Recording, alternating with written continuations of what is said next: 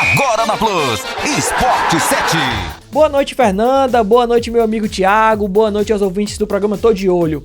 Olha, amanhã vamos ter Fortaleza em campo. Às 7 horas da noite, o Lion recebe o Vasco na Arena Castelão pelo Campeonato Brasileiro. O Fortaleza precisa de uma vitória para chegar à Libertadores. Além dessa vitória, o Fortaleza também torce por um tropeço do Bahia contra o Juventude para que matematicamente, pelo menos no G6, o Fortaleza já tenha garantido. Vale lembrar que em 2024 o Fortaleza ainda não sabe o que é vencer o Vasco da Gama. Em 3 jogos foram 2 empates e uma vitória do time carioca. Essa vitória aconteceu no primeiro turno. Na coletiva de imprensa, o lateral Tinga, que é capitão do Fortaleza, falou sobre as lições que o time aprendeu e também sobre o que fazer para vencer o time carioca nesse jogo de amanhã na Arena Castelão. Vamos ouvir.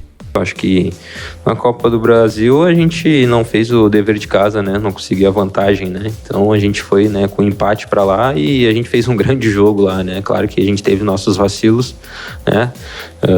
Saímos na frente, depois tomamos a virada, depois empatamos no final do jogo. Então acho que a gente fez um grande jogo, né? No meu entender. Né? Claro que a gente perdeu nos pênaltis, né? Então acho que às vezes nos torneios de Copa é melhor o resultado do que o jogo, né? No rendimento, né? E no Brasileiro, né? Teve a expulsão do Hércules no primeiro tempo, né? Que isso foi fundamental, né? Porque jogar com um jogador a menos é complicado, ainda mais no Campeonato Brasileiro, na intensidade que a gente joga, né? Isso faz muita falta. Para a partida de amanhã, o Vasco não vai contar com o meia francês Payet. Ele está lesionado. Por outro lado, o meia Felipe Coutinho foi relacionado e deve ir a campo. Além do Payet, os outros desfalques são os atacantes Adson e David. Esses jogadores não vão jogar contra o Fortaleza. Agora, saindo do PC, vamos para a Barra do Ceará, porque o Ferroviário se pronunciou oficialmente sobre a compra da SAF do clube. O grupo europeu interessado em comprar a SAF do Ferroviário deve apresentar uma proposta na segunda quinzena desse mês de novembro ainda.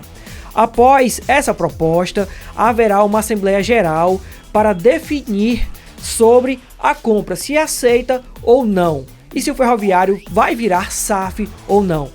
Essa Assembleia Geral vai contar com a presença apenas dos associados que vão votar e definir sobre essa mudança de estatuto do time do Ferroviário.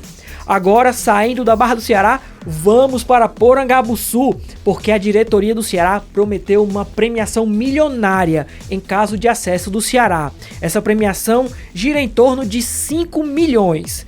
Parte desse dinheiro já está sendo entregue com as vitórias que o Ceará vem conquistando nos últimos jogos da Série B.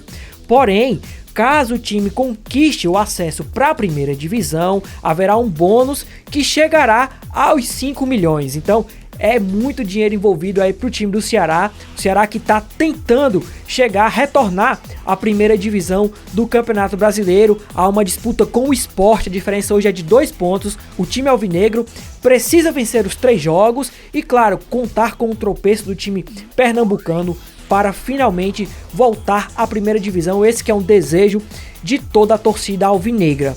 Então é isso, Fernanda. Na segunda-feira a gente tá de volta com mais informações sobre o futebol. Bom final de semana e até lá!